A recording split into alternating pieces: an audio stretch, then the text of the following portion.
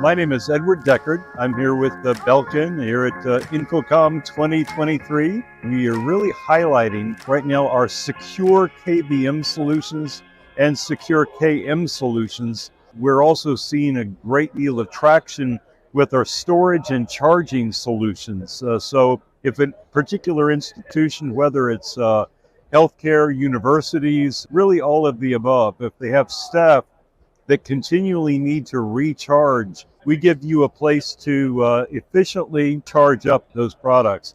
And then our docks, we're highlighting docks as well, an array of different dock solutions, just simple USB-C universal docks, all the way up the line to Thunderbolt 4. As far as industry trends go, I would say cybersecurity is more of a concentrated effort behind that than we've seen in the past. And that's where our secure KVMs kind of solve that last few inches of your cybersecurity strategy, that solution.